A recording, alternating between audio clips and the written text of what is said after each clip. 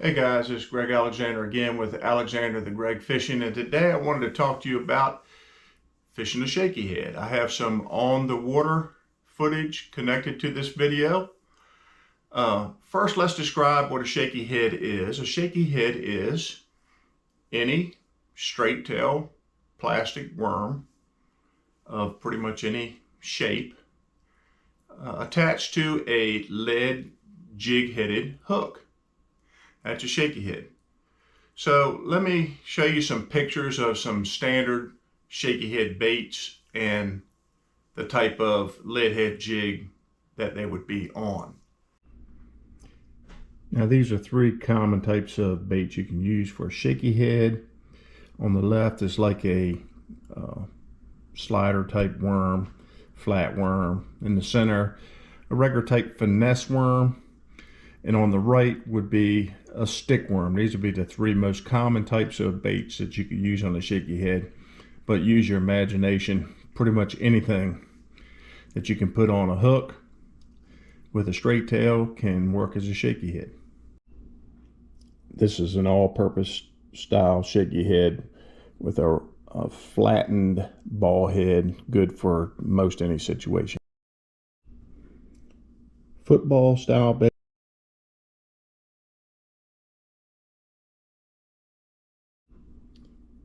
Straight shank, ball headed, shaky head. Stand up style shaky head.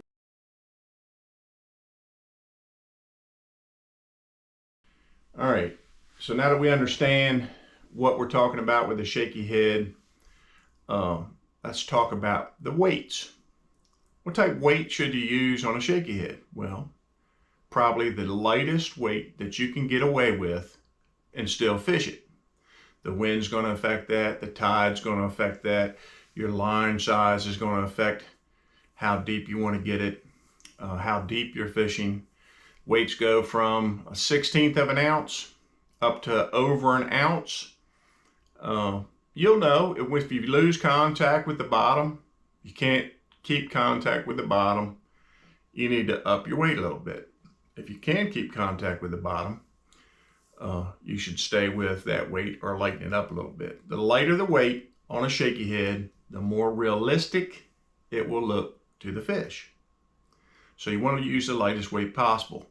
Now, something else a lot of people don't talk about with shaky heads, you just buy shaky, everybody makes them, there's hundreds of different brands, is the line tie.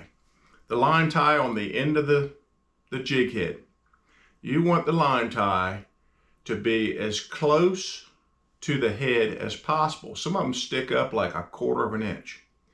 And you're going to spend a lot of time getting unhung with that little lip on there. It's just a catch. Is all it does is it catches hold of limbs and rocks and different things that are in the water. So you want that down as tight to the head as possible. And then another thing about the line tie is where it is on the head. If it's on the very front of the head, it's going to be better for tighter structure, especially if you get more of a coned type shaky head, like a bullet weight almost. As you get on top of the bait, the more towards the top of the bait you get, the more the bait's going to want to ride flat in the water when you pull on it. I like about a 45-degree line tie. That's a good, I guess, medium type of line tie. It's good for almost all situations. That's what I like. But remember that line tie close to the head as possible, not a lot of shank sticking up out of there. Now the line, let's talk about the line with a shaky head.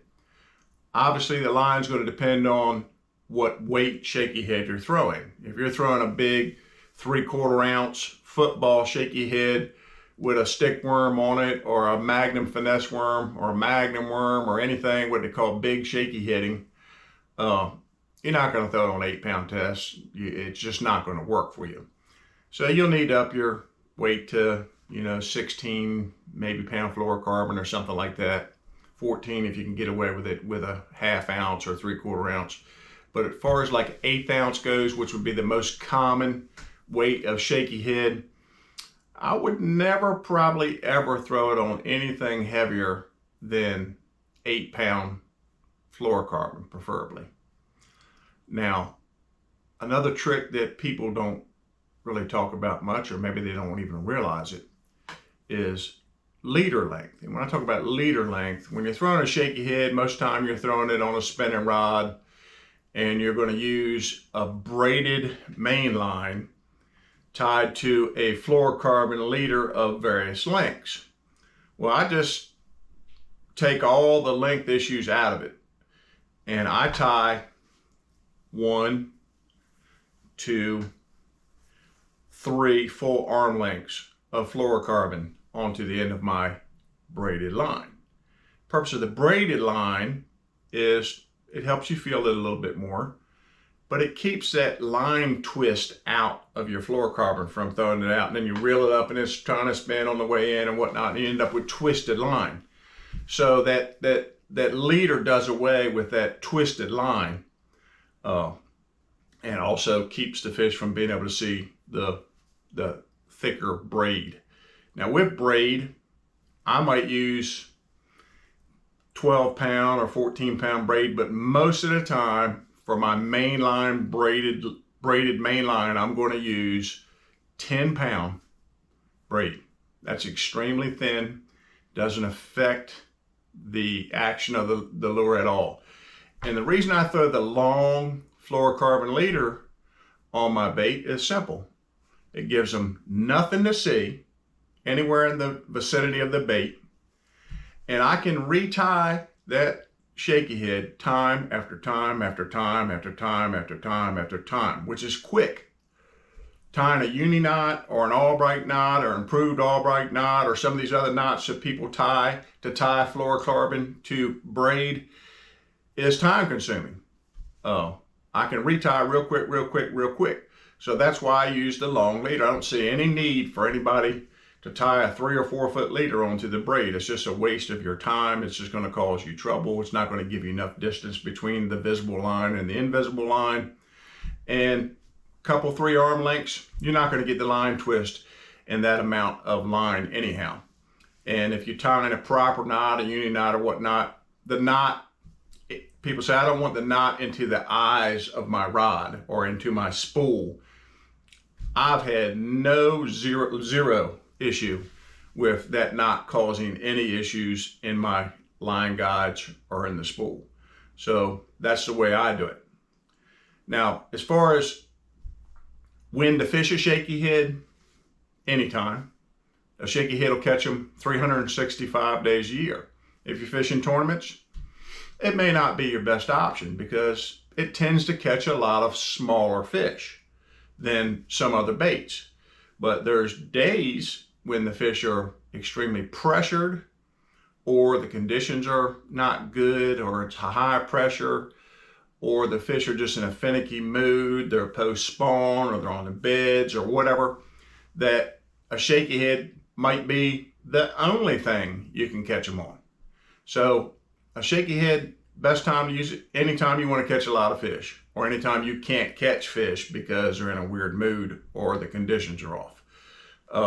It catches everything. Some of the biggest bags of fish I have ever caught have been on a shaky head. So it catches big fish too. So don't let that distract you from throwing it sometimes. In the video that I have attached to this, which I'm going to show here shortly, I just want to give you a rundown of the conditions. The conditions are, it's winter time. It's about 45, maybe 50 degrees outside, cloudy, not a ton of wind. The water temperature is about 46 degrees and steady, and the water is clear to lightly stained. So in this video, you'll see I'm throwing a spinning rod, the same setup I'm telling you about 1/8 of an ounce jig head on my shaky head. And the fish are using the very tips of blowdowns or hard bottom drop offs with a little bit of bottom structure. And that's what those fish are on generally this type of year where I fish in the mid-Atlantic. So enjoy the video.